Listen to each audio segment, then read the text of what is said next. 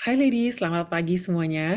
Berjumpa kembali dengan saya Tracy Trinita di Ladies Discipleship Ministry. Nah, kita sudah mengalami waktu rehat selama sebulan lebih. Dan sekarang kita kembali sampai akhir tahun untuk menemani Anda agar Anda bisa mengenal firman Tuhan dan hidup dalam kebenaran firman Tuhan. Ladies Discipleship Ministry adalah ministry mingguan, yaitu kita punya 4 kelas setiap minggunya, 2 bahasa Indonesia, 2 bahasa Inggris. Jadi kita sekarang punya topik yang berbeda dari sebelumnya. Kalau Anda merindukan untuk mempelajari yang kita sudah pernah rekam, di email Anda ada rekamannya, ada 100 video lebih rekaman dari kelas-kelas yang pernah kita bikin selama hampir 2 tahun. Kita mulai tahun Agustus 2021 percobaan, tapi kita officially launchingnya Maret 2022. Jadi tahun depan, Maret ini kita akan merayakan anniversary-nya kita yang kedua.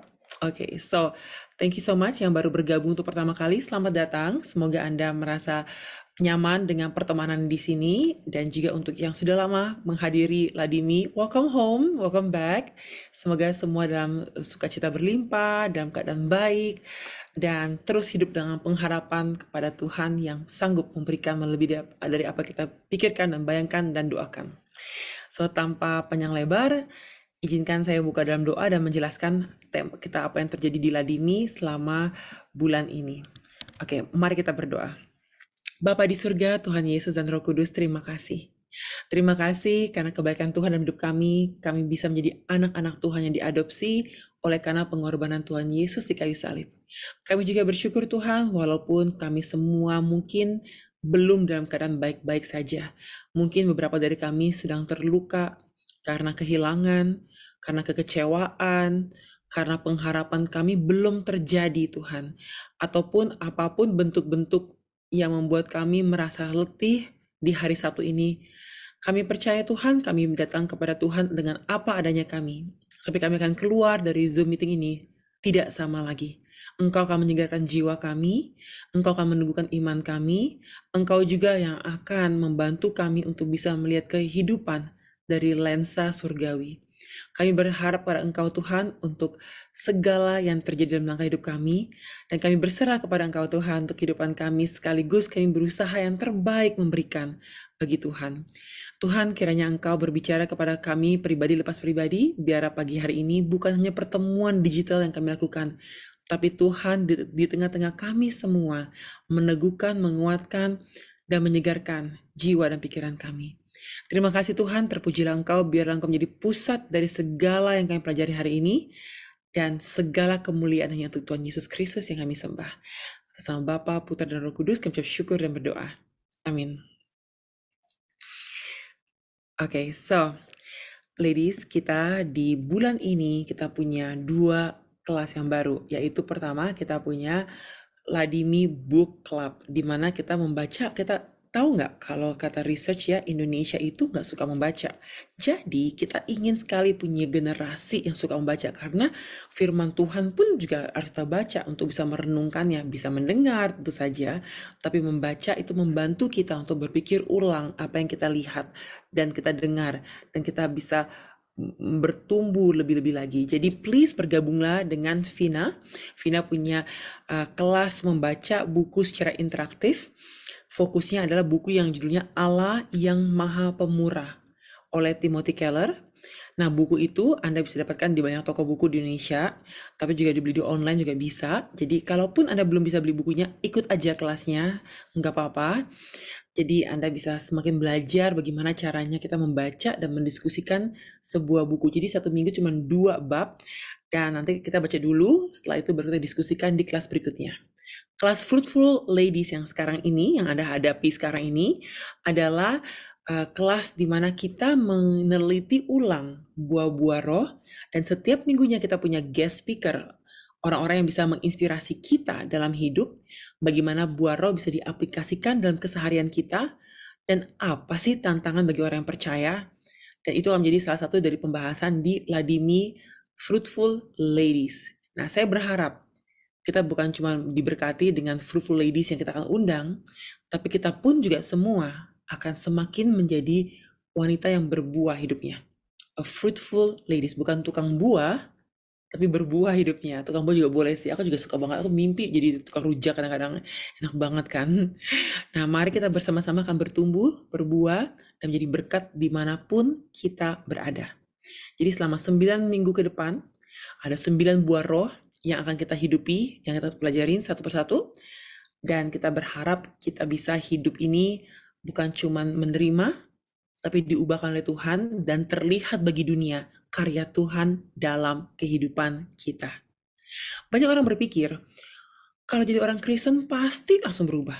Betul, tapi tidak berubah secara otomatis. Ada yang berubah secara keajaiban Tuhan, tapi ada juga yang kita pun juga harus mau diubah, harus mau diubahkan, dan mau menerima perubahan melalui proses yang namanya pengudusan, atau bahasa Inggrisnya sanctification.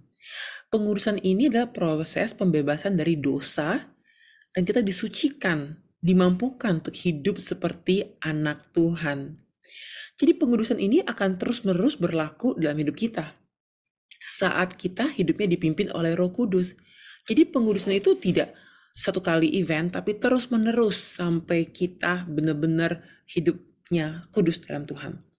Yang berbahaya adalah dalam orang Kristen, nih kita jangan nunjukin, iya nih teman saya atau keluarga saya. Lihat hati kita. Yang berbahaya adalah dua perangkap yang berbahaya dalam proses pengudusan. Pertama, legalisme. Kedua, kepasifan, pasif, nggak aktif, pemalas.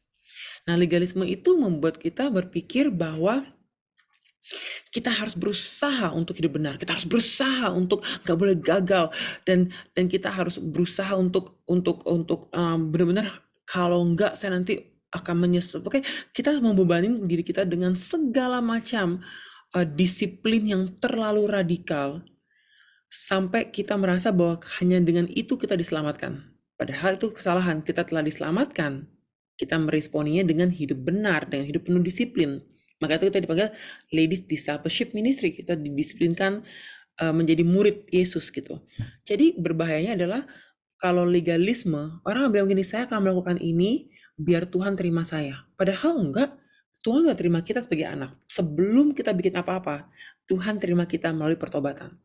Sehingga saat kita berkata bahwa, saya hanya dikasih oleh Tuhan kalau saya kerjanya bagus, kalau saya jadi ibu rumah tangga yang terbaik, hanya itu, dengan cara itu saya bisa dikasih oleh Tuhan. Jadi nggak, itu salah. Harusnya sebagai murid kita bilang, saya akan melakukan ini, saya akan melakukan kebaikan, saya akan menolong orang, saya akan memberi, bukan untuk dikasih oleh Tuhan, tapi karena saya telah dikasih oleh Tuhan, telah dikasih oleh Tuhan, saya ingin menyenangkan Tuhan.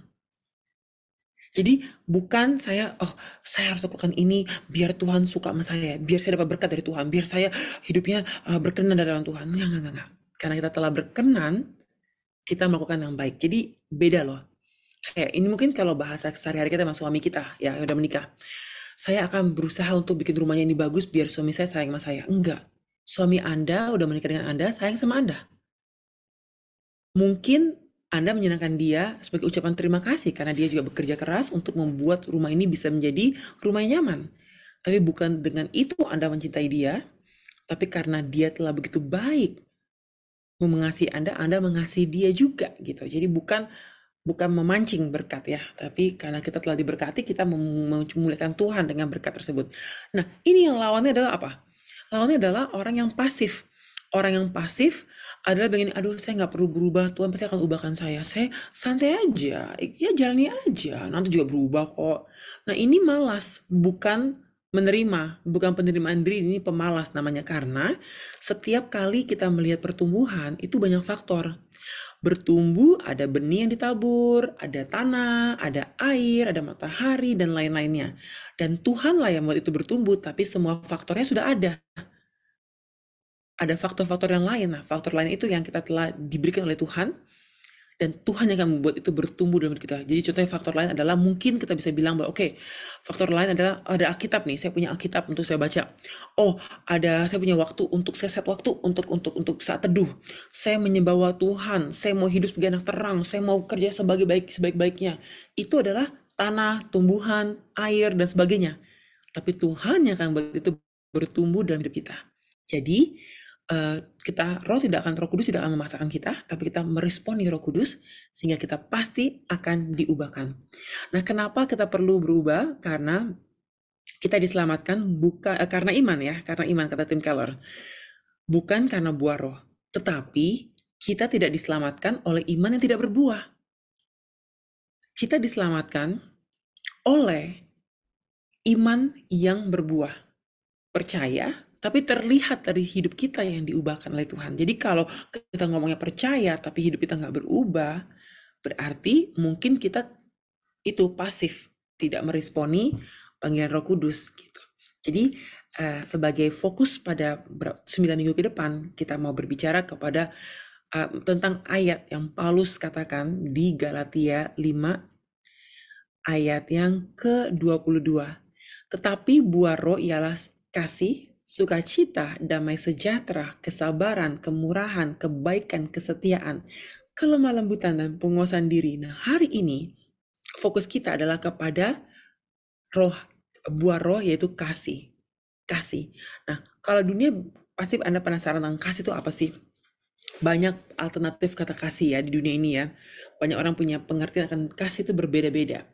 Tapi yang menarik adalah ada juga orang bilang, oh kasih itu antara ekspresi seseorang menghargai seorang lain, atau ekspresi antara dua insan, atau antara Tuhan sama manusia dan sebagainya. Nah, bahasa Indonesia masih bagus. Kasih atau cinta, dan masih ada lagi expansionnya. Kalau bahasa Inggris kan cuma love. Nah, mau itu love God, love others, love my bakso, love my animal gitu kan sama aja kalimatnya. Tapi kalau bahasa Yunani hebat, lebih banyak. Jadi dia bisa bilang kasih itu seperti agape. Agape itu adalah uh, kasih Tuhan kepada manusia gitu ya, kayak atau the love for God atau dari Tuhan atau manusia dari Tuhan, unconditional gitu ya. Eros itu mungkin lebih sensual antara suami istri, itu namanya eros. Jadi kalau Anda bilang sama suami Anda I eros you, itu berarti I'm sexually love you atau apa gitu ya. Kalau tiga, filia itu kayak friendship gitu. Jadi kalau teman saya bilang I love you Tracy, aku bilang oh I filia you gitu, karena kan emang hanya friendship, persahabatan, cinta kasih persahabatan. Keempat, storge, itu lebih ke Anda sama anak-anak Anda, itu kayak parents ke children. Itu affection, sayang seorang ibu, sayang seorang bapak kepada anaknya dan sebaliknya. Kalau filatuia itu artinya self love. Nah, ada juga Xenia juga ada dan sebagainya, masih banyak lagi lah. Tapi ini yang mungkin yang 4 pertama itu paling penting yang orang sering kali bicarakan. Nah, sebagai penutup kita akan mempelajari tentang kasih. Bagaimana kasih ini harus kita bukan cuma kita terima sebagai pemberian dari Tuhan, tapi juga kita aplikasikan dengan mengasihi Tuhan dan mengasihi sesama. Saya ingin mengajak kita semua mendengarkan penjelasan dari teman baik saya, seorang yang menurut saya wanita yang sangat bijaksana, seorang yang Tuhan pakai hidupnya untuk menjadi berkat bagi banyak orang. Kalau kita punya teman-teman yang dekat dengan dia, pasti beruntung sekali bisa dapat hikmat cepat. Jadi kalau saya lagi bilang sama dia, I need advice segera. Ini masalahnya, ini nih ya. Waduh, solusinya saya tinggal nunggu aja. Udah pasti top deh. Udah pasti dengan hikmat, dengan doa, dan pasti 99% tuh kayak perpenyataan suara Tuhan lah untuk saya gitu. Saya bersyukur sekali punya teman seperti itu. Saya nggak tahu saudara punya nggak teman dalam hidup saudara yang menjadi berkat sekali dalam hidup saudara. Maksudnya kalau perlu sesuatu atau lagi perlu doakan, perlu menceritakan, perlu minta nasihat, Anda punya nggak teman seperti itu? Nah, menurut saya bukan hanya kita menjadi orang seperti itu, kita pun juga perlu teman yang seperti itu. Dan saya berharap kita semua akan punya teman seperti itu. Dan saya beruntung hari ini bisa memperkenalkan teman baik saya, Sofi Navita. Dan dia akan membagikan jawaban dia tentang cinta kasih dari pandangan seorang Sofi Navita. Dan tanpa further ado, saya undang Sophie untuk bergabung dengan kita semua. Oke, let me just, I need to make a pin. Nih saya, people think that we are so gaptek. Nah, oke, yay, you on the pin and on the pin. Oke. Sophie, welcome to the Ladies Discipleship Ministry. This is your second time sebagai our guest speaker. Thank you so much for being here. All the ladies ini juga pasti antusias ya, pengen mendengarkan seberapa besar sih keberuntungan Tracy bisa punya teman yang bisa memberikan nasihat yang baik. Thank you so much for being that kind of friend in my life. I really appreciate you, Sophie. So, nah, ladies, kita akan bertanya. Nah, sebelum Sophie berbicara, sorry, ini MC terkenalnya, ini MC gadrungan. Sebelum kita bicara mendengarkan Sophie saying hi to all of you dan sebagainya, please, ladies, temanya hari ini adalah tentang cinta kasih. Buah pertama dari buah-buah ros, 9 buah ros, cinta kasih. Any question tentang cinta, tentang kasih, tentang pengampunan, anything, you please write down di chat. Kita akan membahasnya. Sophie akan punya waktu untuk memilih yang mana dia mau dan kita akan membahasnya di tanya jawab nantinya. Sekarang saya bertanya kepada Sophie, tapi nanti Sophie akan menjawab pertanyaan Anda semua sebisa waktunya. Welcome Sophie to Ladimi. Thank you, Tracy. Good morning semua sisters in Christ. How are you? Salam kenal, nama saya Sophie Navita. Senang sekali bisa berada di kelas ini hari di hari Sabtu. Tracy itu tadi mungkin promonya kelebihan ya, ketika dia bilang, oh aku tuh bisa dapat hikmat cepat dari dia, bla bla bla bla bla. Karena sebenarnya yang terjadi sebaliknya kok. Aku nih ya, I'm very grateful I have a friend like Tracy. Misalnya gini, Trace, do you have time? 5 minutes. Oke, gue butuh nanya sesuatu. Oke. Terus aku nih yang bawel. Trace, pakai topi pendetanya. I don't need you as a friend right now. Atau Trace, copot topi pendetanya. Lu dengerin, tapi sebagai temen. Jangan sebagai pendeta saat ini. Jadi actually for me, aku beruntung. Karena ya kok ya kebetulan gitu ya sahabatnya pendeta. Jadi bisa disuruh-suruh copot-copot topi. Sorry ya Trace, kalau lagi butuh. So anyway, I hope that you guys also have that kind of friend ya. Dimana bisa bertanya. Ya of course nggak kapan saja ya, orang juga punya apa namanya waktu yang mungkin dia lagi sibuk atau apa. Tapi mau berkenan untuk what do you need me as a friend, a sister, an older friend atau dalam kasus Tracy a pastor gitu. So yeah, thank you Tracy for having me. Thank you so much. Aduh, thank you, praise God. It's so funny ya, ladies. Kadang-kadang kita menghubungi teman, kita boleh loh bilang, boleh nggak? Aku cuma mau cerita aja, nggak usah kasih nasihat. Boleh loh. Jadi nggak selalu kita kalau cerita tuh perlu nasihat. Kadang-kadang cuma perlu ceritain aja gitu. Karena mungkin ya udah menikah ya, Anda punya suami mungkin kayak hanya punya 2.000 kata sehari, Anda 10.000 kata, Anda punya 8.000, perbedaannya yang dia bisa terima, mungkin bisa ceritakan kepada teman wanita Anda. Nah, thank you so much, Sophie. Nah, hari ini kita berbicara tentang cinta kasih, bahwa Tuhan mencintai. Sangat jelas sekali di Alkitab bahwa Tuhan adalah cinta kasih. God is love, dan dia adalah sumber dari kasih yang dilimpahkan kepada kita semua. Nah, berbicara tentang kasih adalah salah satu dari buah-buah roh yang akan terlihat dalam kehidupan kita semua. Kita juga dipanggil oleh Tuhan menerima kasih Tuhan, dan juga mencintai Tuhan kembali, dan mengasihi sesama kita seperti kita mencintai diri kita sendiri. Jadi ada banyak faktor. Menerima, memberi, mengasihi diri kita, sehingga kita bisa mengasihi sesama kita. Nah, cinta kasih adalah menyelimuti hidup kita ya. Nah, saya penasaran deh, soalnya Sophie, I mean, we all, most of us di ruangan ini pasti kenal siapa Sophie Navita. You have been a spotlight selama beberapa dekade, dan you have been a good example for many people to look up to untuk kehidupan sehat, pernikahan yang baik, dan juga hidup anak Tuhan. Nah, Sophie bertumbuh di Singapura dan orang tua Kristen Batak. Nah, saya penasaran ya, ladies pasti juga mungkin penasaran ya, masa kanak-kanaknya Sophie, apakah Sophie dari masa kecil nih udah kenal Tuhan secara pribadi, dan seperti apa sih kehidupan dari Singapura, gereja di Singapura maupun pindah ke Jakarta gitu. Bagaimana kehidupan bergereja atau bagaimana Sophie mengenal Tuhan dan mencintai Tuhan di masa kanak-kanak. Oke, thank you. Saya lahir dan besar di Singapura betul, sampai umur 12 tahun baru saya pindah ke sini. Lalu ya the rest is history ya. Mungkin suatu saat kalau kita punya waktu lebih banyak saya akan cerita lebih banyak soal itu. Tapi yang jelas ayah kami membawa kami kembali ke Indonesia.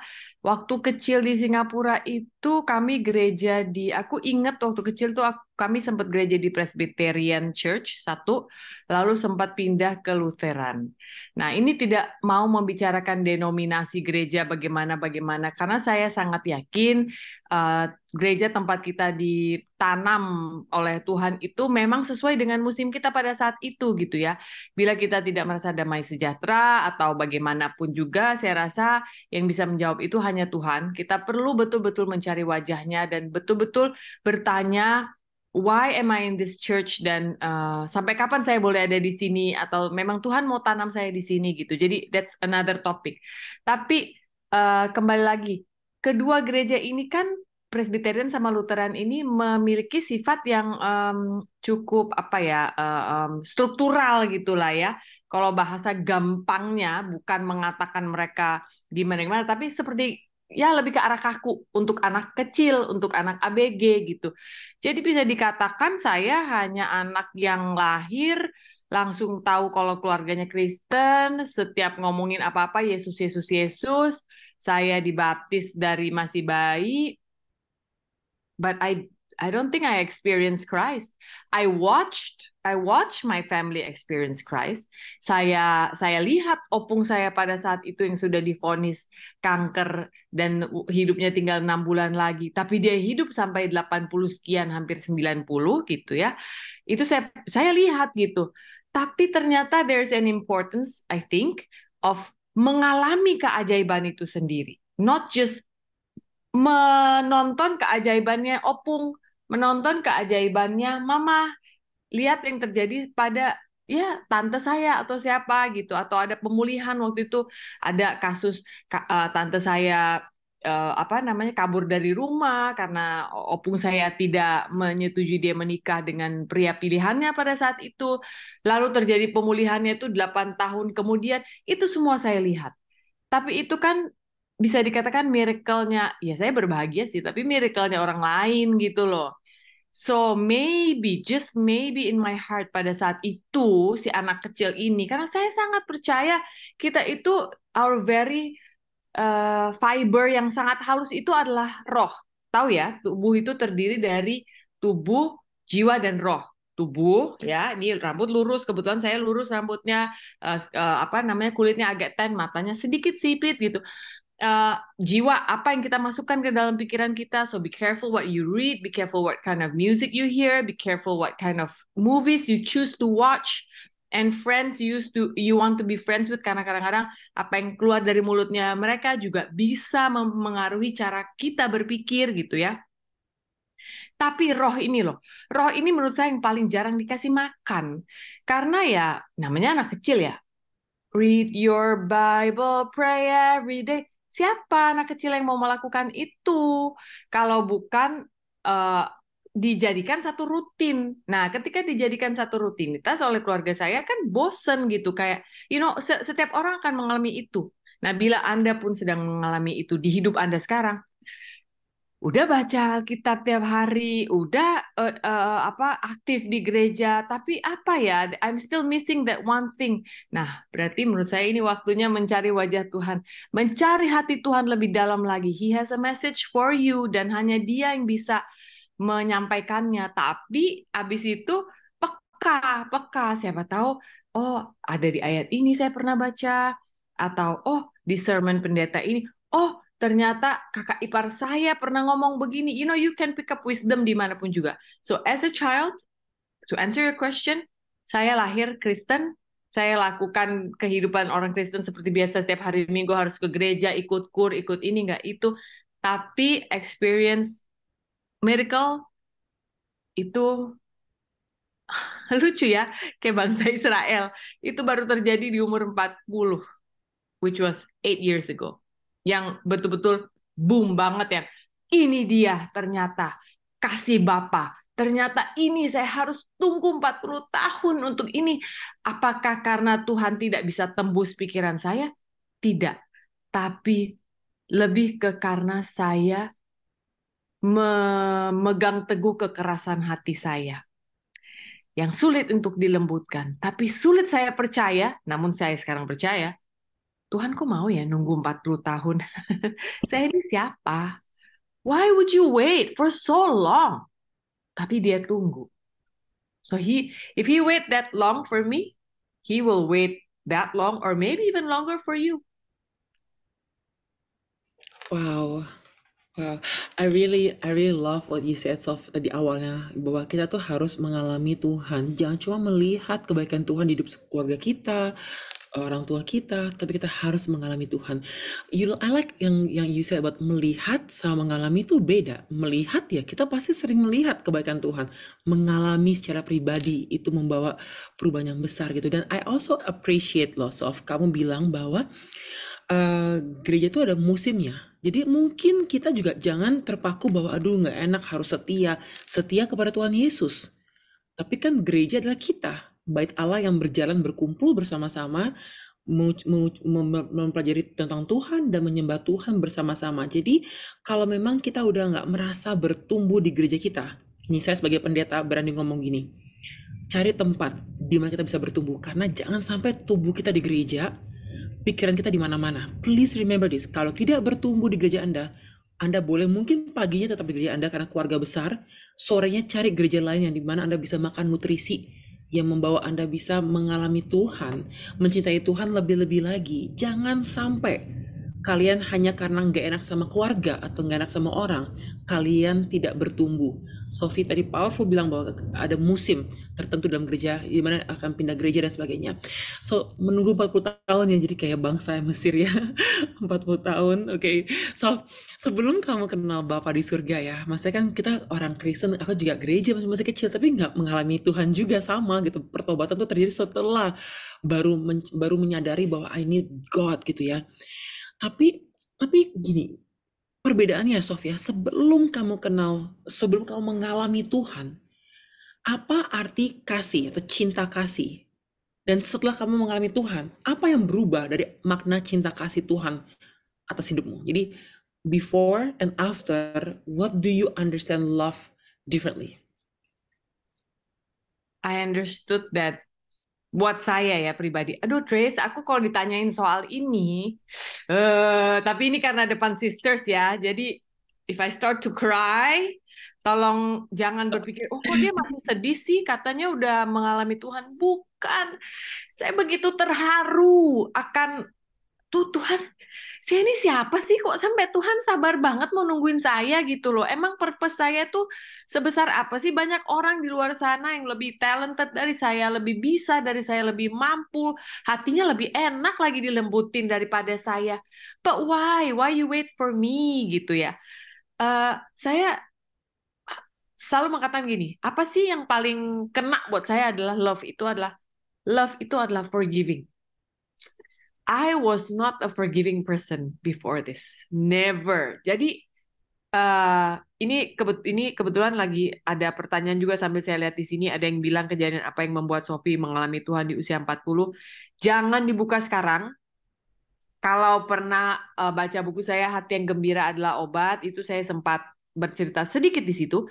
Lalu kalau mau lihat lengkapnya ada saat ini ada 2 podcast di mana saya bercerita soal kebesaran Tuhan dalam hidup saya ketika saya diubahkan, itu ada di podcastnya Daniel Mananta. Ini bukan mau promoin podcast orang ya, bukan. Karena saya punya podcast sendiri, harusnya kalau saya promoin podcast saya, tapi enggak. Saya mau cerita soal betapa Tuhan mengubahkan saya itu di podcastnya Daniel Mananta dan juga podcastnya Ferdi Elemen. Tapi nanti dibukanya, jangan sekarang. Nah, sekarang tolong dengarkan saya dulu. Yang membuat itu semua adalah Tuhan akhirnya menunjukkan kepada saya, nah ini loh artinya forgiveness. Karena hubungan saya sama ayah saya waktu itu jelek sekali, betul-betul dari awal itu jelek sekali. Dan not many people know yang sampai akarnya cerita, salah satunya adalah Tracy yang tahu soal ini. Tapi ketika Tuhan memulihkan keluarga saya lewat saya dan ayah saya bermaaf-maafan di tengah ayah saya sedang sakit demensia, Parkinson, dan stroke untuk kesekian kalinya sehingga sudah tidak bisa bicara, tiba-tiba Tuhan buka mulutnya dan dia bicara pada saya dan terjadi pemulihan di sana. That's how I know itu Tuhan. Karena dokter, semua ahli syaraf, bahkan kami sendiri sudah melihat bapak saya selama hampir setahun, waktu itu berbulan-bulan sudah tidak bicara lagi. Anda pasti pernah lihat kan orang yang seperti ini yang, aduh kasihan loh papanya si ini stroke, udah nggak mau ngomong, udah nggak mau ini, nggak mau itu, kan ada gitu. Nah itu terjadi pada bapak saya, seakan-akan dia terkurung di dalam penjara yang dia buat sendiri. Nah ketika terjadi energi itu, Tuhan masuk, foot gitu ya, terjadi itu cuma split second, lalu berubah semuanya, berubah yang tadinya tanahnya tandus, kalau bisa dilihat visual kartun gitu misalnya, loh kok yang tadinya coklat, hitam, mulai hijau, mulai ada bunga ungu, bunga pink, bunga hijau, colors that you can never imagine, itu mulai ada. Nih seperti halaman buah-buahan yang ada di belakang saya sama Tracy ini, wow ini aja udah colorful. Sorry ya Tracy ya, colorfulnya Tuhan itu melebihi, I cannot even explain it to you gitu. Nah jadi to answer your question, apa yang membuat berbeda sebelum mengalami Tuhan dan setelah mengalami Tuhan? Oh, kasih dulu adalah, ayo Sophie harus mengasihi sesama, ayo harus memaafkan kalau ada teman yang berbuat salah. Dalam hati saya, ya, gua maafin loh, tapi gua nggak akan pernah lupa. Itu maaf seperti apa gitu ya? Itu bukan orang yang bisa melepaskan pengampunan. Nah, pengampunan itu adalah because love keeps no record of wrongdoings. Itu biblical, ya. Jadi kalau masih gue maafin tapi gue inget, itu masih maaf duniawi, sister. Maaf yang surgawi yang Tuhan mau adalah saya ampuni kamu karena saya terlebih dahulu yang sudah hancur ini sudah diampuni Tuhan. Dan dia melihat saya sekarang lewat lensa Tuhan Yesus Kristus. Karena saya sudah menerima Tuhan Yesus sebagai Tuhan dan Juru Selamat saya. Bahasa gampangnya nih ya, kan kita suka belanja di Shopee, Tokped gitu-gitu kan ya sisters. Misal, pengen beli kacamata yang ini, kacamata yang itu. Nah, Allah Bapa punya kacamata brandnya Jesus. Jadi ketika lihat kacamata itu, yang dilihat bukan kekacauan kita, dia udah tahu itu dari kapan tahu, dia udah, bahkan kekacauan berikutnya yang akan kita perbuat pun dia sudah tahu. Tapi karena sudah di dalam Yesus, that's what he sees. He sees his son on us gitu. Saya sempat kemarin kasih contoh waktu yang versi bahasa Inggris ya Tracy, saya bilang gini, coba ya, pernah nggak punya teman yang pas kita datang ke rumahnya, saking ya namanya kalau udah jadi orang tua gitu ya, my son, iya loh yang udah lulus di Melbourne itu, aduh dia waktu kecilnya lihat nih tuh, aduh fotonya, ini waktu kecil, waktu kecil nggak bisa diem. People will keep talking about their children karena begitu sayangnya, begitu bangganya, begitu preciousnya, apalagi Allah Bapa. So, bagaimana untuk berkenan di hati Allah Bapa? Ya, you actually don't have to do anything, you just terima Christ. Seperti kita datang ke rumah teman tadi, kita terima, dia lihat, ini loh foto anaknya, begini-begini. But what happens ketika orang berbicara soal anak saya gini dulu keriting, sekarang udah lurus, kenapa ya? Aduh itu gini-gini. Lalu kita terdengar, nggak begitu pengen peduli. He will close the book. He will close the book. Bukan berarti kita tidak punya akses ke Tuhan Yesus. Ada akses, kita nggak mau pakai. So once you know who love is, yaitu God is love, bukan love is God, tapi God is love. In my case, yang saya sangat pelajari adalah soal pengampunan. Tidak ada record of wrongdoing. Sudah maafkan, maafkan. Selesai.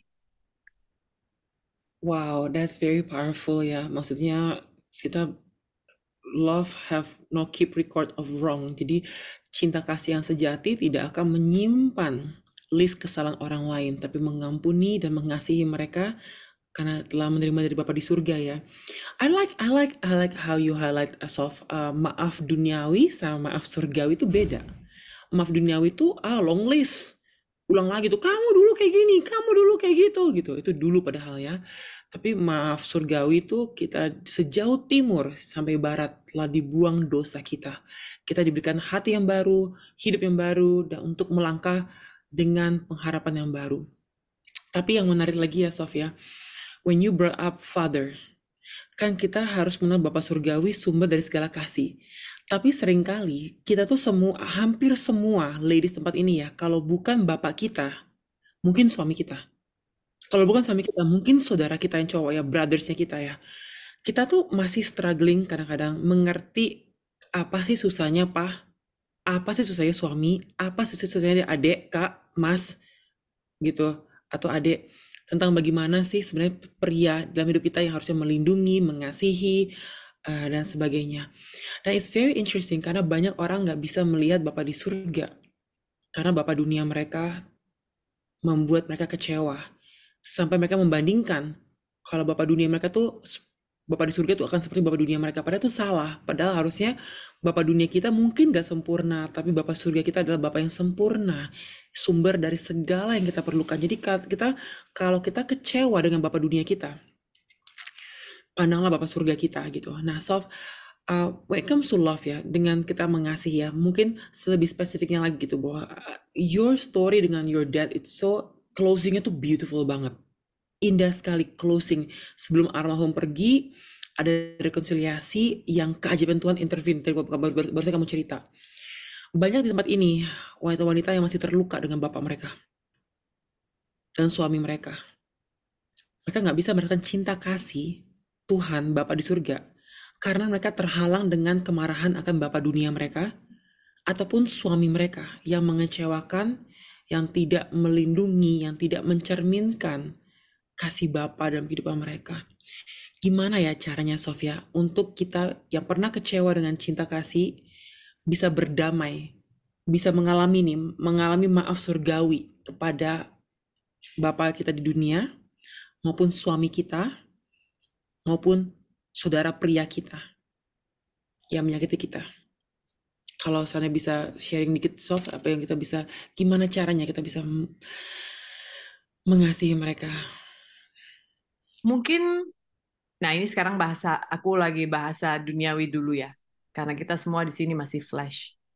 Mungkin nggak buru-buru langsung cita-cita pengen, oke Tuhan, aku mau mengasihi dia. Itu buat daging sulit sekali. Apalagi mungkin kita tutup mata, kita ingat, oh dia pernah giniin gue nih. Terus kita mengalami apa, oh ini karena dulu aku pernah diginiin nih, gitu. Tapi gini ya, hmm, saya bicara untuk diri saya sendiri dulu. Walaupun kehidupan saya sama bapak duniawi saya dulu, ya katakan sangat tidak mulus ya. Saya nggak mau pakai kata-kata jelek karena kok kata-kata itu kasar sekali. Walaupun mungkin mungkin yang saya rasakan pada saat itu, tapi sangat tidak mulus ya. Segitu tidak mulusnya sampai saya keluar rumah ketika saya umur 17-18 saya memilih untuk kuliah pergi jauh dari dia. Saya baru sadar bahwa sepanjang umur hidup saya itu sampai saya kembali lagi ke rumahnya padahal waktu itu dalam keadaan sudah menikah. Baru saya bisa loh rasa yang namanya damai sejahtera. Di luar rumah Bapak,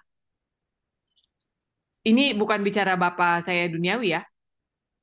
Memang saya banyak berantem sama dia dulu. Tapi di luar rumah Bapak ternyata if you run away from your father's house, your father's presence, ya dalam hal ini saya bicara Allah Bapa yang mungkin dicerminkan oleh otoritas kita di rumah, yaitu ayah dan ibu atau suami, ya.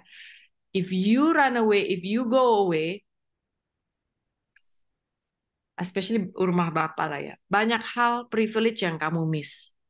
Saya kasih contoh duniawinya. Dan ini baru terjadi kemarin. Saya lagi ngobrol-ngobrol sama adik saya, Lea Simanjuntak. Kalau yang nggak tahu, dia itu adalah adik saya, dia adalah penyanyi.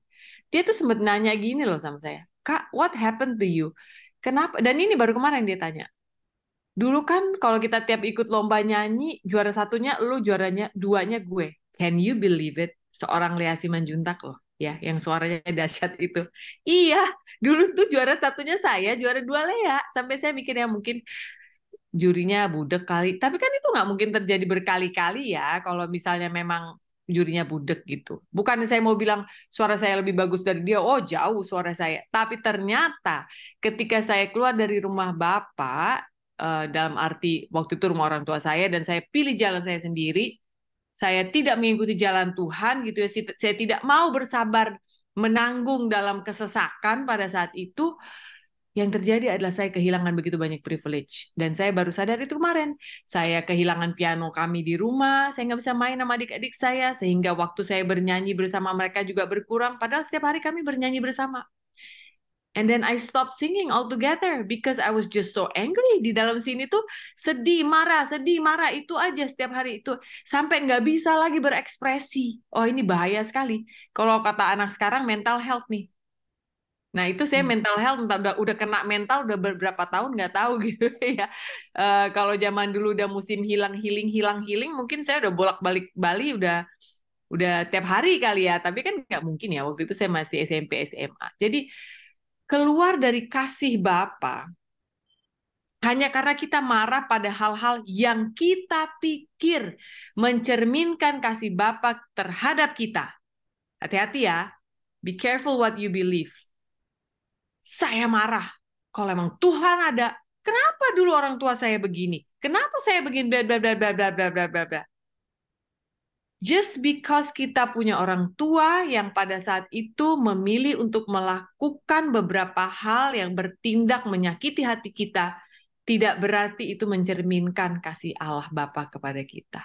That's so wrong. Kok kita mudah sekali ya memblame gitu? Oh, karena ini pasti Tuhan. Karena ini pasti Tuhan. Kenapa kita nggak mikir juga? "Hah, masih nafas sampai sekarang, padahal saya kerjaannya berkata-kata kasar melulu juga adalah karena Tuhan. Karena belas kasih Tuhan gitu. Jadi, if you want to think one way, kalau Anda mau berpikir satu arah, ini dulu, Tuhan sih, dia tuh bagus, lihat tuh, keluarganya begini, saya enggak. Then you also have to think the other way. Oh Tuhan, sampai sekarang otak saya masih berfungsi, nafas saya masih gratis, saya masih bisa makan, pencernaan masih bekerja dengan baik, bahkan mulut saya pun masih bisa berbicara. Kenapa saya pakai untuk berbicara yang kasar dan tidak baik gitu? Jadi jangan pilih-pilih kalau dimakan salad tuh ya. Anda cuma mau makan-makanin ayamnya, makan-makanin baconnya, sayur-sayur pahitnya Anda nggak mau. Oh, sorry, itu nggak fair. Itu sangat tidak fair. So, if you wanna be fair, ya, pertama adalah lihat dulu. Anda ini, and it's biblical, Tuhan telah menenun kita di dalam kandungan ibu kita. Dan dia merancang masa depan yang penuh harapan. Itu ada, it's biblical. Baca juga dong itu, gitu. Bagaimana caranya Anda sudah sampai di dalam kandungan ibu, itu bukan, Tuhan kayak one day lagi santai baca buku, jadi si Sofi, ya padahal bukan sekarang harusnya. Wah, bakal kacau kalau jadinya sekarang. Enggak, udah diatur. Nanti rambutnya seperti apa si Sofi ini, nanti dia punya adik berapa, nanti dia berantem sama ayahnya di tanggal-tanggal berapa, itu Tuhan udah tahu. Nanti dia bicara kasar, nanti dia curang pada umur segini, itu Tuhan sudah tahu. Kalau kita manusia, kita bikin sesuatu, kita tahu nih kue bakal bantet, buang udah selesai. Ganti pemain, nggak usah. But not with our God. Not with our God. Dia sudah tahu bakal kejadian ini. But He choose to keep you anyway. Gimana caranya ya? Of course Tuhan nggak gitu ya mikirnya. Gimana caranya? Enggak. Dia sudah tahu jalan keluarnya dari even before we know Him. Ya, dia kirim anaknya Tuhan Yesus Kristus itu. Because that's the only way. That's the only way. Pertukaran yang terjadi adalah sebuah payment yang aku sempat ngomong di kelas bahasa Inggris kemarin, bagi aku yang hina ini overpayment. Bagaimana bisa something holy yang namanya Tuhan mau turun? Kalau bahasa duniawinya, dia shift jadi anak, dari Bapa jadi anak. Supaya apa? Supaya, nih, gue bayar nih. Nah, udah selesai ya. Jangan ganggu ini. Kenapa dia harus lakukan itu ya? Roma 6:23, for the wages of sin are death, ya, upah dosa adalah maut. Itu sudah begitu, sudah tidak bisa diubah. Nah, gimana caranya supaya anak-anakku ini tidak berakhir dalam maut? Maut saya Jangan literally langsung berpikir, oh saya berdosa ini, petir, mati gitu. Enggak. Tapi kalau kita memilih untuk hidup dalam dosa hanya karena kita tidak mau mengenal kasih Bapa, maka yang terjadi adalah mati dalam, I don't know, kemesraan dalam pernikahan, eh storge dalam urusan kita ayah dan ibu-ibu dan anak, ya, kepahitan, susah percaya teman, ya, secara filio juga kita susah gitu bilang I love you to a friend, or menerima bahwa masa ada sih orang yang mau berteman sama gue kan nggak asik sebenarnya gitu. Jadi kita sibuk aja mendakwa diri kita sendiri. So that I guess uh, itu yang harus kita lihat, dan kalau masih belum bisa lihat juga, maka seperti Raja Salomo, berdoa minta a discerning heart, a listening heart, a hearing heart. Tuhan, saya udah nggak sanggup lagi nih. Bising di luar saya ini udah terlalu bising. Duduk, saya akan diam. Tuhan yang bersabdalah, saya pasti akan pulih. Nah, tapi sayur-sayur pahit yang tadi itu, ya makan. Jangan cuma, saya mau sembuh Tuhan, tapi saya cuma mau ayam, saya cuma mau bacon, saya cuma mau dressing ini. No, lalui semua. Tapi kali ini bersama dengan Tuhan. Jangan dengan cara Anda sendiri.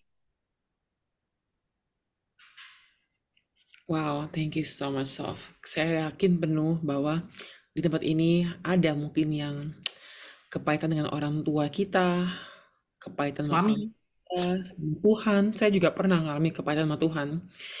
Jadi kita harus jangan sampai kita kehilangan privilege ya, atau hak beri, hak guna, hak istimewa. Privilege itu adalah hak istimewa. Kalau dari kasih Bapa, kita bisa kehilangan hak istimewa tersebut, kayak seorang Sophie akhirnya jadi mengurangi jam nyanyi bersama, main piano bersama, hanya karena ngambek dengan Bapa dunianya. Kita pun juga sama loh, jangan sampai kehilangan kemesraan suami istri, hubungan erat sama Bapak dan anak, hanya karena kita merasa kita benar. Mungkin kita benar, kayaknya kita benar sih. Tapi itu bukan berarti yang terpenting ya. Kita rekonsiliasi itu penting sekali. Dan menerima cinta kasih dari memberi cinta kasih dan menerima cinta kasih. Nah, berbicara tentang cinta ya, Sofia. Di ruang ini banyak sekali yang ingin tahu jawaban tentang, mereka mungkin nggak punya akses ke Sophie untuk bisa, Sof, mau nanya dong gitu. Nah, sekarang adalah masa untuk mereka bisa bertanya. Jadi I will give the next few minutes untuk memberikan pertanyaan mereka untuk kita, untuk kiranya Sophie bisa membantu untuk menjawab. Let's go. Udah berapa pertanyaan ya? So kita mulai dari pertanyaan yang pertama. Boleh. Yaitu Kak Sophie, saat ini kakak berakar, bertumbuh dan berbuah di gereja mana? Oke. Saat ini seperti yang tadi saya bilang, gereja itu bagaimana musim yang kita hadapi. Dulu saya ini adalah seorang worship leader di sebuah gereja yang ada di Bali ini, lalu pandemi terjadi, tapi sebelum itu pun saya sudah memilih mundur karena Tuhan sudah memberikan informasi kepada saya bahwa anak-anakmu mulai ABG. Kalau kamu terlalu aktif, ini terhadap saya ya, belum tentu berlaku di keluarga Anda. You have to ask God. Waktu saya bertanya, jawabannya adalah coba kamu kurangi pelayanan kamu yang di gereja, ya kan pelayanan bisa nggak di luar gereja juga, yang di gereja karena mereka jadi nggak pede untuk mereka pengen melayani juga karena mama ada di situ terus sebagai ABG, mereka kurang bisa dengan itu, jadi saya mundur. Nah, ketika sekarang anak saya memilih untuk melayani tapi dia memilih untuk pindah gereja, saat ini kalau ditanya maka saya akan bilang kami tertanam di Hillsong Bali karena anak saya. Ya, tolong dipahami, bukan karena saya mau bilang ini gereja ini lebih bagus, gereja itu lebih bagus, bukan. Tapi anak saya sekarang sedang belajar untuk memelayani Tuhannya. Yang besar, yang sudah kuliah di Jogja, dia ada di IFGF Jogja, jadi saya bisa katakan saya juga tertanam di sana, ya, di IFGF, tapi juga ada di Hillsong Bali karena anak kami yang kecil yang masih bersama kami di Bali melayani dari situ. Oh, Pak Pendeta so kalah sama dia ya. Pagi itu gembok belum buka, dia so hadir di sana. Malam gembok pendeta belum gembok satpam, dia yang gembokin saya rasa gitu. Jadi eh, kami biarkan saja gitu, biar dia bertumbuh di rumah Tuhan. Jadi kalau mau bertanya, itu pertanyaan. Itu musim saya saat ini. Musim saya adalah tidak melayani di rumah Tuhan per se, melayaninya di luar. Terlebih saat ini saya merasa Tuhan sangat memanggil saya melayani di platform marketplace, di panggung tempat saya MC, di buku saat saya menulis, di podcast saya namanya Sophie Navi Talks ada di YouTube. Dan ya ini kalau ada undangan begini, oh saya nggak mikir, langsung jalan bangun pagi, let's go Trace kemana kita gitu. Jadi itu jawabannya. Semoga memuaskan. Puji Tuhan. Jadi artinya ruang pelayanan kita tuh nggak dibatasi ya. Kita bisa juga melayani anak-anak yang sedang melayani Tuhan gitu kan. Iya. Ya, Jadi ya. thank you so much Sof. Dan udah pasti sih ladies nggak terbatas ya ruang pelayanan kita ya. Lihat aja Sofi seorang ibu, seorang istri, seorang career woman.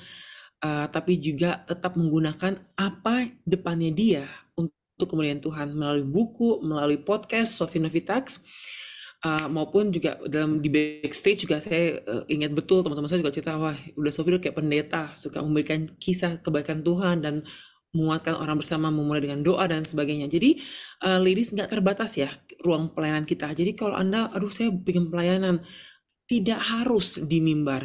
Di mana saja untuk kemuliaan Tuhan adalah sebuah pelayanan. Jadi ingat, pelayanan tidak terbatas hanya sebagai worship leader atau pengkhotbah, tapi semua itu adalah pelayanan untuk kemuliaan Tuhan, untuk kebaikan sesama. So, dan bertumbuh pun juga kayak tadi contoh Sofi, dia beberapa gereja yang pengaruhi dia gitu. Jadi ada juga di online, ada juga di offline. Jadi it's okay. Yang penting itu semua ajaran firman Tuhan, pelajari teologi mereka, pelajari juga um, kehidupan orang-orang yang dalam gereja tersebut juga gitu. Apakah itu gereja dari Tuhan atau itu gini, ada banyak teman saya kemarin Google sebuah pertanyaan, dia menemukan jawabannya, dia baca, dia udah mulai merasa aneh. Loh kok kayak gini, loh kok kayak gini. Untung dia punya kontrasnya. Tiba-tiba dia baca websitenya adalah angka cuma 2, blabla.org. Dia baru tahu itu ajaran yang tidak mencerminkan, itu bukan ajaran Kristen, tapi mirip sama Kristen, tapi bukan Kristen. Dia baru sadar kalau itu tuh salah website gitu. Jadi dia pantesan kok pas baca nggak ada damai sejahtera gitu. Ini kok aneh, karena emang bukan Kristen, tapi mirip sama kekristenan. Jadi hati-hati juga. Maka itu kenali firman Tuhan, sehingga kita Firman. bisa tahu yang lurus, yang mana yang bengkok. Pertanyaan berikutnya, Sof, uh, ini ada pertanyaan dari seorang, tapi menurut saya ya, ini dia pada waktunya, ini panjang soalnya dan bagus sekali. Saya mungkin bantu jawab ini ya. Ada bertanya kejadian apa yang buat Sofi mengalami Tuhan di usia 40 tahun. Tapi kalau mau dengar kesaksian Sofi, please nonton di Daniel Tengah Kamu. Itu bagus, saya udah denger 2 kali. Beneran, saya denger 2 kali karena memberkati sekali. Dan terakhir adalah di Ferdi Tahir, itu juga bagus sekali kesaksiannya. Jadi please kalau Anda mau punya waktu sampai nanti Anda mungkin lagi santai sama suami, sama anak, dengerin anak-anak mungkin, ya silakan dengerin, bagus sekali kesaksiannya. Jadi please jangan sampai cuman sekarang itu cuma bisa semenit, tapi mendingan kalian denger yang versi 1 jam. Benar-benar memberkati. Saya sangat-sangat senang, apalagi yang Ferdi juga itu sangat menarik banget. Banyak hal-hal yang kayak kita sering ngomongin di telepon tapi kayak oh itu tuh gitu, yang banyak hal-hal baru juga yang mungkin dimunculkan oleh Roh Kudus saat lagi diinterview oleh orang lain. So maybe I'm going to skip that one. It's okay ya Sofi, atau Anda mau Boleh, jawab boleh. dikit atau Tapi aku cuma mau bilang bahwa waktu Tuhan pakai aku untuk bicara di Daniel Mananta itu udah 2 tahun lebih yang lalu. Lalu Tuhan izinkan aku untuk ke Ferdi Tahir yang waktu aku pikir, Tuhan masa ngomongin ini melulu sih? Kan bosen kali ya gitu ya. Orang dengar cerita ini bosen kali ya, lo terus sama urusan bapak lo gitu. Tapi kalau aku tidak bicara itu, bagaimana orang tahu bahwa oh ini toh buah dari pemulihan itu. Jadi saya memutuskan bicara pada podcastnya teman saya Ferdi Elemen, penyanyi Elemen. Nah dia ini kan saudara kita dari seberang ya, kita tahu ya. Ajaib Tuhan ya. Kok bisa ternyata saya bicara pada anak yang juga luka pada ayahnya. Dan habis itu dia bicara ke saya soal luka dia di podcast saya di Sofina Vitok, soal luka dia terhadap bapaknya. Dan saya percaya di situ Tuhan sudah tanamkan benih. Bahwa dia akan mengenal. Tuhan Yesus suatu hari nanti. Bahwa benih itu sudah ditanam, bahwa dia sudah paham bahwa dia adalah keluarga yang sudah Tuhan restorasi. Tuhan taruh itu di mulut saya gitu, bukan khotbah. Hei, terimalah Yesus, gini-gini. Bukan. Tuhan sedemikian rupa kasih saya kata-kata yang begitu duniawi, tapi efek surgawi itu gimana tuh? Saya jelasin itu, Pastor. Kata-kata duniawi, efek surgawi. Wow. Cuma Tuhan kan yang bisa begitu, ya udahlah. Efek surgawi. I like that word. Powerful, so powerful. Praise the Lord. Ya, puji syukur ya. Kita semua ladies punya kesempatan untuk menceritakan tentang Tuhan di bahasa duniawi, efek surgawi. Oke, remember that ya. So please be that kind of person. Nah, berikutnya. Bagaimana jika pertumbuhan kita, pertumbuhan rohani kita terasa lambat? Sehingga orang-orang mengatakan bahwa kita tuh belum sungguh-sungguh ikut Tuhan Yesus. Gimana tuh, Sof? What matters is what God says about you. Doesn't matter what other people say. Bukan berarti kita boleh jadi orang yang keras kepala ya, apa tuh bahasa auban punya dah ya, jangan auban gitu ya, keras kepala gitu. Bukan itu. Tapi yang penting adalah what your father says about you. What God says about you. Dan itu tertulis di Alkitab kita, tertulis di firman Tuhan. You are loved, you are forgiven, you are accepted, you are orang yang akan dikasih masa depan yang penuh dengan harapan. Itu ada tersebar tuh. Kalau kita mau cari, kalau pernah nonton zaman dulu yang punya anak kecil pernah nonton channel Mickey Mouse, nah cari tuh hidden Mickey-nya tuh banyak banget tuh kalau mau dicari. Tapi harus dicari. Oleh sebab itu ya cari dulu kerajaan Allah tuh itu maksudnya gitu. Nggak bisa kita cari dari orang, dari kelas seperti ini yes bagus, tapi kita sendiri harus kasih makan gitu loh dengan kita buka firman Tuhan. Walaupun hari itu terasa, aduh apa sih ayat ini, perasaan dari sekolah minggu udah pernah dengar. Percayalah, firman Tuhan will never come back void. Tidak akan pernah sia-sia. Suatu hari kita menghadapi apa, tiba-tiba teng, muncul. Pernah baca ayat ini di mana ya? Kok kayaknya sekarang pas banget ya. Jadi bukannya baca ayat terus, ini ayat pas sekali buat kita petanta. Bukan ya. Jadi bukan kita pakai ayat untuk serang orang, tapi buat kita gitu. Jadi bagaimana kalau orang-orang bilang saya belum sungguh-sungguh ikut Tuhan, dan mendekatlah kepada Tuhan yang kita ikuti itu. Tuhan, apa aku sudah sungguh-sungguh mengikutimu? Apakah aku sudah sungguh-sungguh mengikutimu? Dan Tuhan pasti akan berbicara. Nah, kita mau duduk diam apa enggak? Begitu sudah ada damai sejahtera itu, maka ya sudah, itu doesn't matter orang lain mau ngomong apa. Kalau mau bilang kamu belum sungguh-sungguh ikut Tuhan, aduh, itu tadi yang tadi Tracy bilang di awal, hati-hati jatuh ke ranah legalism. Seperti apa sih sungguh-sungguh? Tuhan itu nggak minta perfection dari kita. Nggak minta, dia minta obedience. Obedience. Kalau hari ini obedience kita dari scale 1 sampai 10 hanya bisa 1. Apakah Tuhan bilang, udah besok balik lagi aja? Enggak, dia terima. Tapi karena dia Tuhan, dia Bapa yang baik, dia akan, like he pat you on the back dan, ayo nak, ayo hari ini udah 1, yeay. Dia, he cheers you on every day. Besok dia akan tunggu. Saya tahu anak ini besok bisa 2, ditunggu lagi. Nggak taunya besok udah 3 merosot lagi jadi 1. Apa iya? Ganti pemain, nggak usah. Bosen nih anak yang ini melulu kelakuannya. Enggak. Nah, kemarin kan udah bisa sampai 3. Kenapa melorot lagi jadi 1? Yuk. Let's go.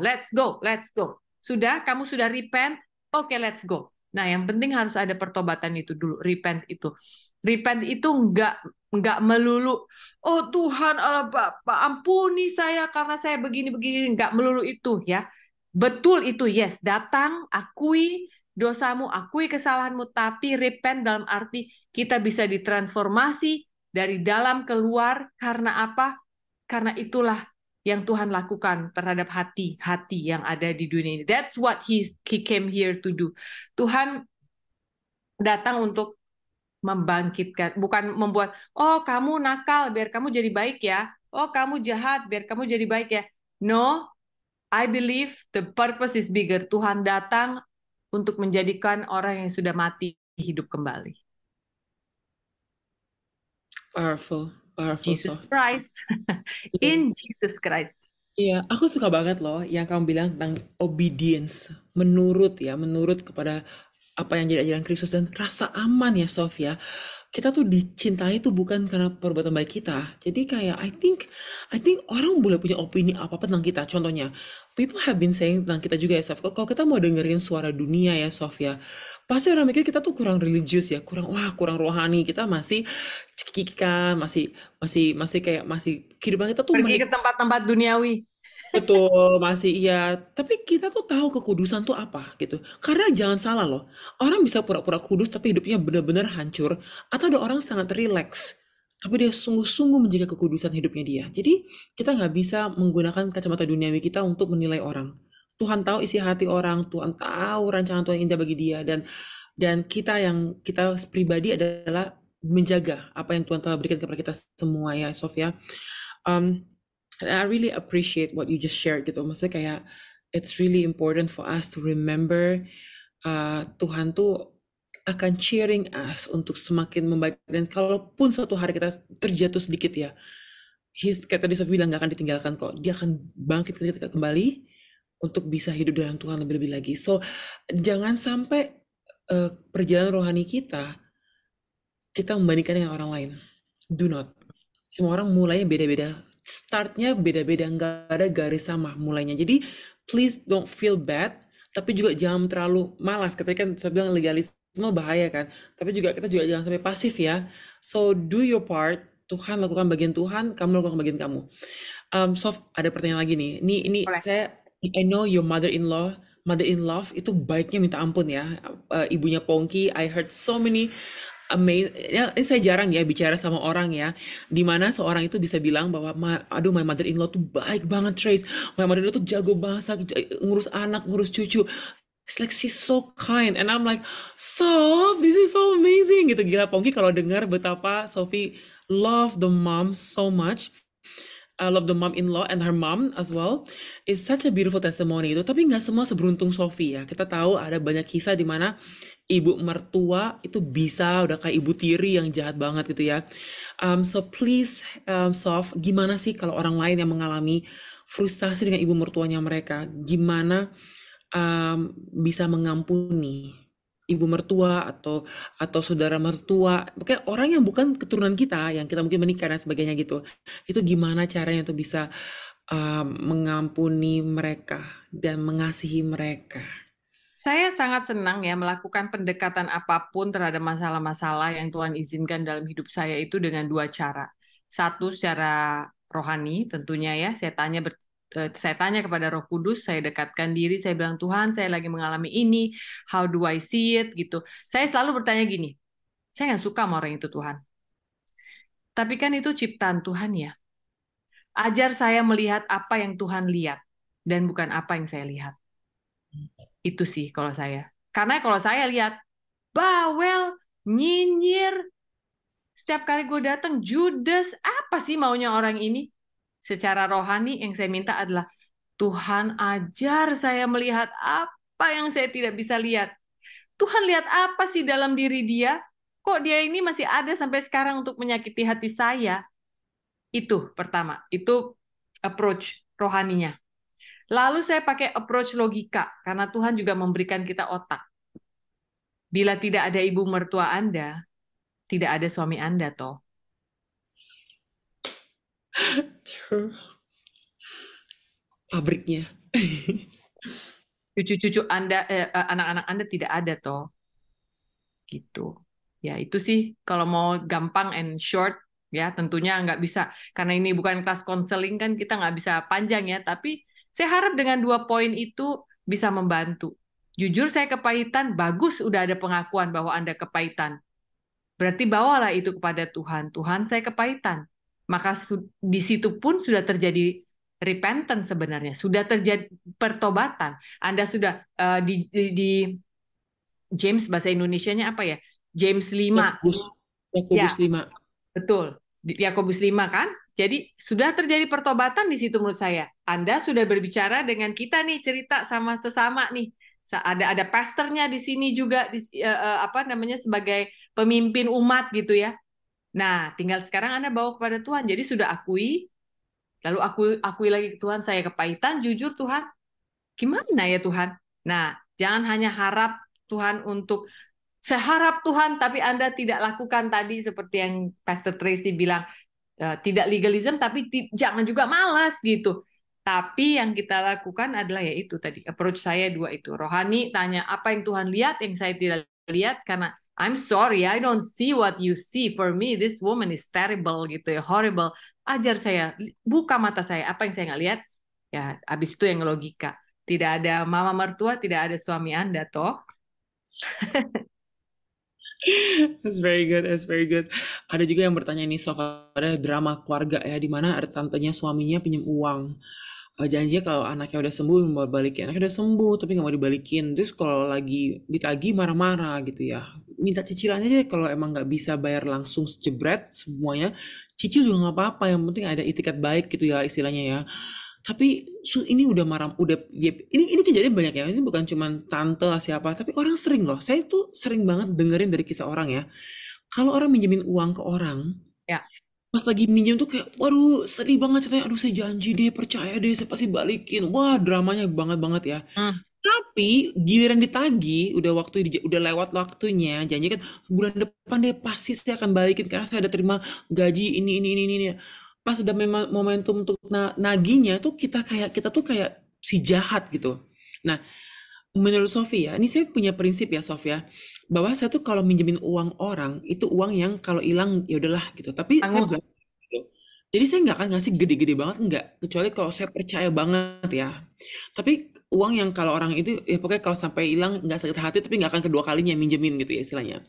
Tapi gimana ya Sof ya, caranya kita mengampuni orang yang udah take advantage of us? Mungkin dalam bentuk pinjaman, dalam bentuk dikasih kerjaan tapi nggak beres kerjanya, atau ini kita kan disuruh mengasihi sesama kita.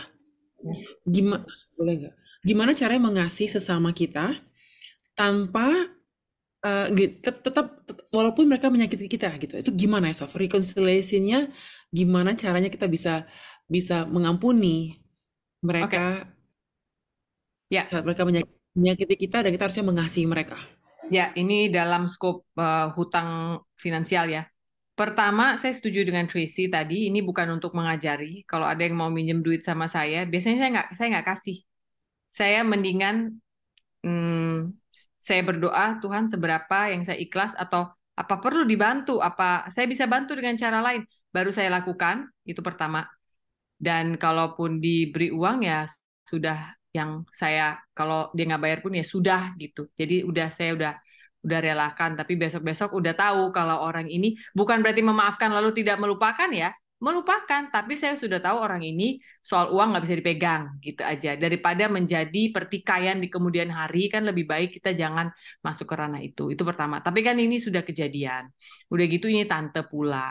Jadi kalau menurut saya sepertinya ini pendekatan saya untuk ini ya adalah logika saya bermain nih di sini. Eh, apakah Anda marah karena si tante sulit ditagih, janji lalu bohong, ataukah Anda kecewa terhadap diri Anda sendiri yang kembali mau diinjak orang lagi? Bila jawabannya adalah yang kedua, maka ada pelajaran di situ yang Tuhan mau Anda belajar. Kenapa? Ada luka batin apa di situ yang membuat Anda merasa menjadi orang yang, duh, gue ini payah deh, percaya banget sama orang. Lihat nih sekarang, jadinya kita dalam kekurangan ekonomi, susah nih nagihnya. Menurut saya, ketika kita memberikan pinjaman itu, dengan setelah itu tiba-tiba kita kekurangan ekonomi, itu adalah dua hal yang berbeda. Jangan digabung jadi satu, nanti dia jadi nasi rames. It's two different things. Ketika tolong dong, tante butuh gini, gini, gini, terbit rasa kasihan, terbit rasa ingin membantu, Anda bantu. Ternyata si tante tidak bayar. Sekarang Anda sedang dalam kesulitan ekonomi. Kesulitan ekonomi Anda tidak berhubungan dengan yang tante tadi loh menurut saya. It's two different things. Jadi ketika kita bisa kompartmentalisasi ini, maka kita akan bisa mengurai masalah ini dengan lebih clear. oh, saya kesel, tante bohong sama saya, gini, gini, gini, gini, gini. Tapi di satu sisi tante sebentar nih, tante, aduh, saya lagi kekurangan juga. Coba saya cari sumber kanal untuk memasukkan generate income buat saya dengan cara lain tanpa mencampurkan si tante yang nyebelin yang ini. Karena dengan tante bayar 25 juta itu tidak akan memperkaya Anda. Dia hanya mengembalikan apa yang Anda pernah punya. Tante ngembaliin. Nggak berarti besok Anda jadi milioner loh. Gitu. Nggak langsung besok Anda jadi apa namanya super kaya raya gitu. Enggak. You will get your money, but not more money. You will get the money yang pernah kamu pinjemin. Bukan berarti dengan duit itu beres masalah kekurangan keuanganmu gitu. Itu dua hal yang berbeda menurut saya. Tapi ketika Anda memberikan kepada tante di saat Anda tahu Anda punya potensi kekurangan uang, nah di situ mungkin letak untuk masa depan kita jadi lebih pintar gitu loh. Tuhan ajar kita untuk, nak, di keranjang kamu ada berapa sekarang? Nanti ke depan masuknya lagi duit dari mana? Harus bayar cicilan apa lagi nanti? Oh, ada space nggak buat meminjamkan? Baru kita bisa pinjemin gitu. I hope you get my logic ya. Aku lebih memilih untuk approach ini secara logik sih. Nah, sekarang bagaimana bisa mengasihi beliau? Kasihi aja. Kasihi, kasihi aja. Nggak ada hubungan dengan uang itu udah. Tuhan ajar saya lepas. Karena sepertinya saat ini saya marah bukan karena tante nggak mengembalikan aja. Karena saya begitu, maaf kalau saya harus pakai kata-kata ini, kurang bijak ketika dulu saya berikan kepada dia apa yang Tuhan sudah titip kepada saya. I repent, Lord, help me.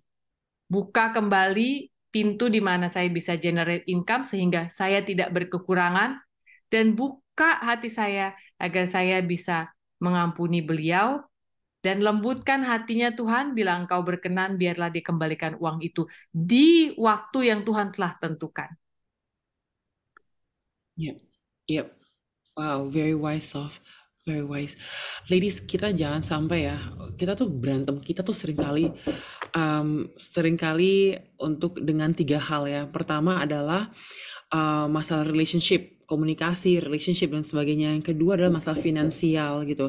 Terus yang ketiga adalah masalah uh, uh, relationship broader besar ya, finansial, relationship, komunikasi. Terus yang ketiga adalah masalah keluarga inti. Kemarahan yang terpendam yang nanti meledaknya nanti gitu. Jadi be careful gitu karena semua yang bikin kita berantem di dunia ini ya Sofia, kata tadi kamu kasih contoh ya, itu sementara loh.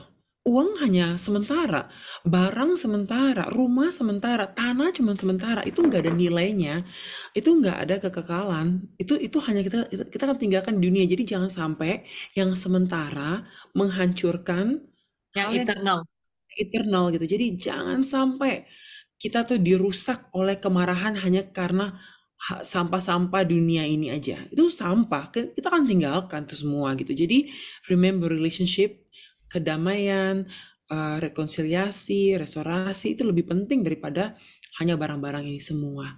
So let's us not forget yang terpenting dan yang tidak terlalu penting itu kita coba, kata Sofi katakan, banyak kok solusi lain untuk kita bisa mengambil jalan yang terbaik untuk ininya. Nah, oke, mungkin pertanyaan terakhir ya. Saya coba untuk rangkum aja beberapa pertanyaan, semoga bisa merangkum, adalah begini. Sof, kita perempuan ya, kadang-kadang kita punya hormon naik turun ya, PMS dan sebagainya. Karena itu juga gampang disetir emosi kita oleh kekecewaan dan sebagainya. Apalagi dalam kehidupan yang penuh dengan stres, kita mencoba untuk menjalankan hidup dengan cara kita sendiri. Kita pun juga nggak yakin nih, apakah kita sungguh-sungguh nih udah terima Tuhan atau apa kita masih seakan-akan kita Kristen tapi belum, karena kita masih suka judes, suka kasar, suka dan sebagainya gitu dalam sebagai perempuan ya, dengan hormon imbalance, dengan masalah di sekeliling kita terus-menerus silih berganti, dan juga kita kadang-kadang nggak merasakan kedamaian dalam hati kita. Gimana ya caranya, Sofi, bahwa sebagai wanita untuk kita menerima cinta kasih Tuhan dan bisa memberikan cinta kasih itu kepada sesama tanpa pamrih? Hmm, kalau pamrih sih, kalau menurut aku namanya manusia pasti ada harapan, ekspektasi balik sedikit gitu ya. Mungkin kecuali ketika menjadi ibu ya. Yang kita harapkan cuma, itu pun kita tetap harapkan anak kita obedient gitu. Karena Tuhan sudah, ketika Tuhan taruh itu anak di kandungan kita, Tuhan, ataupun ketika kita, Tuhan izinkan kita adopsi anak gitu ya. Tuhan taruh visi anak itu akan jadi apa udah ditaruh di kita gitu loh. So only a mother can see that. Hmm. Eh, tapi rasanya sulit kalau mau bilang nggak pamrih, namanya manusia ya. Hanya Tuhan yang bisa begitu. Tapi bagaimana caranya? Ingat bahwa, again, nah, saya senang sih kalau approach-nya logik ya. Nggak berarti saya nggak spiritual. Oh, lu nggak dengerin apa nggak baca firman Tuhan? Enggak. Tuhan, firman Tuhan itu menurut saya penuh dengan logik kalau kita mau baca benar-benar gitu ya. Dan logik Tuhan luar biasa loh. Kalau kita sampai nemuin tuh yang bisa, what? Kok nggak kepikiran ya? Ternyata begini gitu. Tapi to answer your question, bagaimana? Pertama kita sadari dulu bahwa yang namanya feelings itu temporary. Dia datang seperti ombak, datang, peak, pergi. Datang marah, dia peak, dia pergi. Datang rasa sedih, dia peak, dia pergi. Nah, itulah Hmm. sebabnya menurut saya kita jangan mendasarkan diri ya, atau base our decisions gitu ya, keputusan-keputusan yang kita buat itu jangan berdasarkan feelings semata. Karena perasaan kita itu bisa berubah kapan saja. Yang tidak bisa shaken by anything itu hanya truth, yaitu Tuhan itu sendiri. Hmm. Kembali lagi kita harus mencari hatinya Tuhan untuk kita apa. Ketika kita menghadapi masalah ini, I feel so guilty karena saya begini, begini, begini, begini, begini. Datang kepada Tuhan, repent, akui dosamu, ubah pikiranmu tentang Tuhan. That's what I feel repent is, metanoia. Dia bukan Tuhan yang datang nunggu. Datang kan kau ke aku kan? Sudah ku bilang kan? Sini kau, ku hukum dulu. No. He's a God that, iya nak, saya di sini dari kemarin. Saya sudah rindukan. Mau ngomong apa? Iya, salah kan seperti itu. Oke, yuk sekarang kita perbaiki. Yang penting kamu sudah tahu, kamu sudah akui, dan kamu sudah di dalam Kristus ya. Pengampunan itu super refill kalau menurut saya ya, everyday itu ya memang pengampunan itu otomatis sudah ada. Sekarang perkara kita mau terima apa enggak gitu. Udah terima Yesus terus kita nggak buka the gift of forgiveness itself, buat apa? Sayang gitu loh. Tuhan udah bikin kadonya bagus pakai pita, with a bow and it's just so pretty. But every day you don't want to open the gift, ya percuma gitu. Jadi kembali lagi feelings are temporary, apalagi kita perempuan dengan segala PMS, terus mungkin ketika bertambah tua dengan usia perimenopausal, dengan usia menjelang menopause, kalau yang masih mudaan mungkin dengan masalah fertilitas, apa hari ini saya lagi ovulasi, apa hari ini saya enggak gitu, itu sangat mempengaruhi. Tapi uh, dia kan sementara. Kan Anda tidak pernah jadi orang ovulasi, terus kayaknya nggak mungkin deh, atau mens terus nggak mungkin. If that happens, you have to go to the doctor ya, bukan datang ke kelas Bible. Pergilah ke dokter obgyn gitu. Jadi ya feelings come and go. Observasilah itu sebagai sebagai gini, lucu. Saya punya seorang sahabat ya, dia sudah almarhum. Dia bukan anak Tuhan dalam arti saya tidak pernah dalam hidup saya melihat dia menerima Tuhan Yesus. Tapi saya punya iman sih bahwa dalam hidupnya dia telah mengenal Tuhan Yesus sebelum dia pergi. Tapi itu urusan Tuhan ya, itu urusan Tuhan. Tapi saya cuma bilang ini, si sahabat saya ini ngomong gini ke saya, so feelings come and go. When it comes, observe, watch it, kemana dia, and then biar dia melarut dan dia akan pergi. Itu versi advice duniawi. Setelah saya kenal Tuhan, Tuhan sempurnakan itu dengan soft, feelings come and go. Lihat dia datang, intense, intense, intense. lalu dia akan melarut pergi. Di dalam proses dia datang intens sampai dia melarut, you can trust in me. Hold my hand and know that I'm the truth. I cannot be shaken. Ini cuma badai yang ada di kapal ketika murid-murid marah karena merasa Tuhan tidur. Kok malah tidur sih? Lihat ini badai. Don't look at the storm. Look at the peace. Hold on to that peace. And if you're still frightened, masih takut karena kita manusia, bangunin aja si damai sejahtera itu. Datang ke Tuhan, Tuhan saya takut, saya merasa begini, begini, begini, begini. Bangunkan yang sedang tidur itu. Nggak tidur, he wasn't sleeping. Tuhan itu always in a constant state of rest and peace. Itu dari Tuhan yang harus kita pegang. Karena kita sebagai manusia tidak punya itu. We don't have that. So ya, saya selalu kembali ke cerita ketika murid-murid Yesus panik di kapal itu. Itu kan sama sebenarnya. Wow, powerful. So, thank you so much. Kami bersyukur sekali bisa mendengarkan your wisdom. So, it's not the privilege only for me, tapi untuk kita semua di sini, saya yakin penuh kita semua diberkati dengan cerita, penjelasan, hikmat yang Tuhan berikan melalui our sister Sophie Navita. So, sekarang we come to an end of this class. Tapi jangan kemana-mana dulu. Kita akan bikin 2 hal. Pertama, tutup dengan doa. Habis itu foto bersama ya. Dan I will share the foto di chat. Biar kita bisa langsung upload dan sebagainya. Tapi kalau foto kami jangan lagi kayak yang lagi aneh-aneh ya. Tolong ya. Yang bagus dikit ya. Kita post nanti biar berhenti. Okay, so ladies, thank you so much for being here. Sophie, we thank you so much for being such a blessing. Kami percaya penuh bahwa hikmat Tuhan akan semakin dipertambah. You will be very fruitful untuk kemuliaan Tuhan.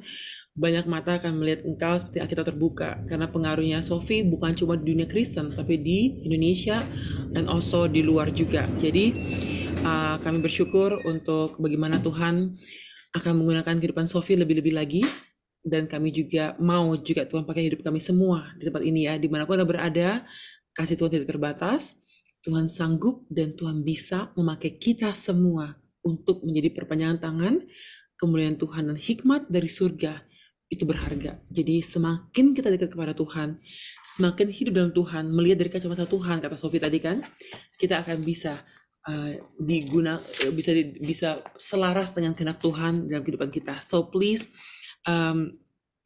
take-nya mungkin dari sekarang adalah yang saya bisa ambil banyak sekali ya, banyak sekali. Nanti kalau Anda mau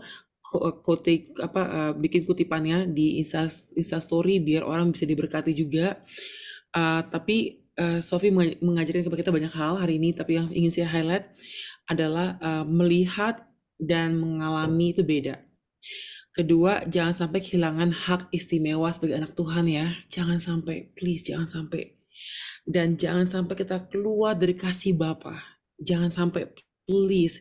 Dan kita harus belajar untuk mengampuni bukan dengan cara dunia, maafnya duniawi beda sama maafnya surgawi. Maaf surgawi tidak menyimpan kesalahan orang lain. Dan kita juga belajar juga tentang bagaimana emosi kita adalah bagian dari apa artinya menjadi manusia. Tapi feeling come and go, rasa tuh bisa datang dan pergi. Tapi jangan sampai kita lupa bahwa kita bisa melihat teladan yang paling indah, yaitu Yesus Kristus. Dia mengalami rest and peace, damai sejahtera. Dia memiliki damai sejahtera dan dia juga tenang dalam menghadapi setiap hal karena dia berkuasa. Nah, kita adalah milik Tuhan. Kita pun juga harus menjadi pribadi yang tenang dan juga hidup dengan damai sejahtera Tuhan. So, ladies, saya berharap rangkuman itu bisa membawa kita semakin diperkuat dan dekat kepada Tuhan. Saya akan tutup dalam doa. Setelah itu jangan kemana-mana. Please gabung dengan kita foto bersama ya. Kita mau berikan ini kepada kenang-kenang kepada Sophie. Betapa kita bersyukur. Sophie telah begitu baik memberikan hikmatnya dan menciptakan kemuliaan Tuhan bagi kita semua. Mari kita berdoa. Sorry, sebelum berdoa, satu hal lagi. Yes. Saya tidak sempurna ya. Kadang-kadang kalau kita sedang duduk di kursi pengajar atau kita yang kasih testimoni, sometimes people get a different vision of us.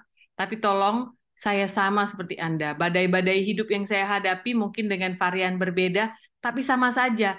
Feelings for me juga come and go. Ada hari di mana saya akan super judes, bukan karena saya mau jatin orang itu, tapi lebih ke tunggu, just give me space. Saya perlu mikir gitu. Sama, kita perempuan semua sama.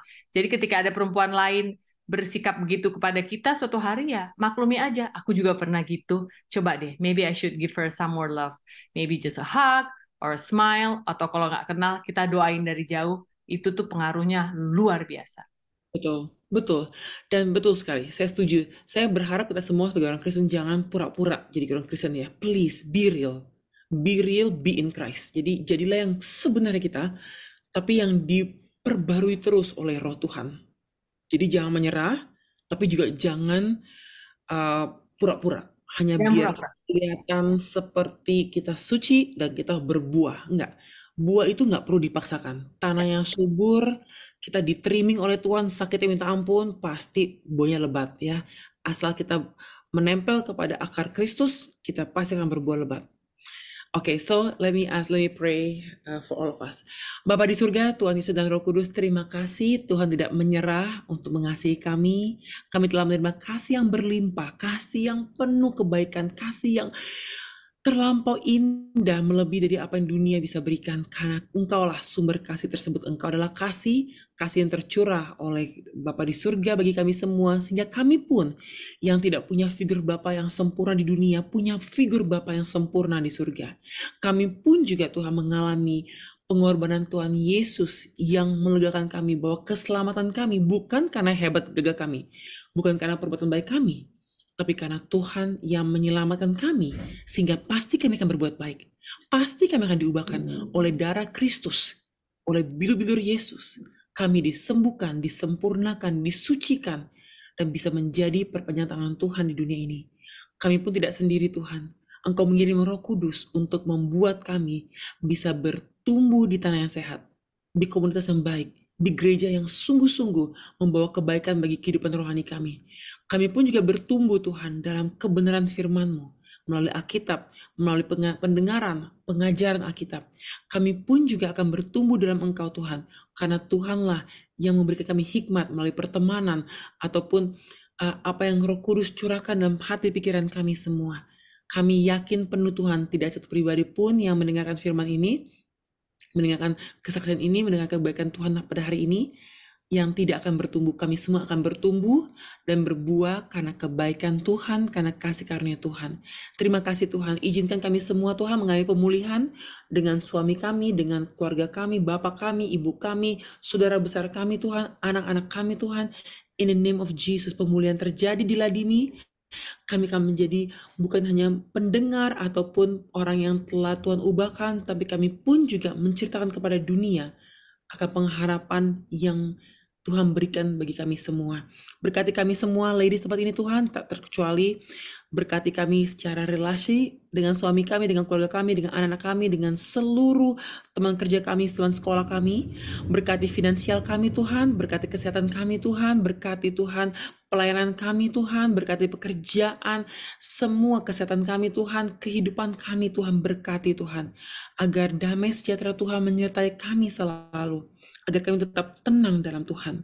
Kami juga berdoa spesifikly Tuhan untuk Sophie, untuk Pongki, untuk Rangga, untuk Radia. In the name of Jesus Tuhan, tutup bungkus keluarga ini Tuhan. Berkati mereka berempat Tuhan, agar mereka semakin Tuhan berkati dan menjadi berkat bagi banyak orang.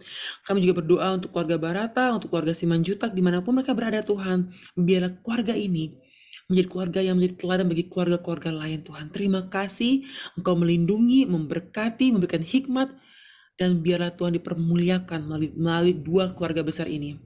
Terima kasih juga untuk keluarga kami Tuhan, berkati keluarga kami, berkati pelayanan kami, berkati kehidupan kami Tuhan. Biar segala yang kami lakukan bertumbuh, berbuah, dan memuliakan Tuhan. Atas nama Bapa, Putra, dan Roh Kudus, kami ucap syukur dan berdoa. Haleluya. Amin.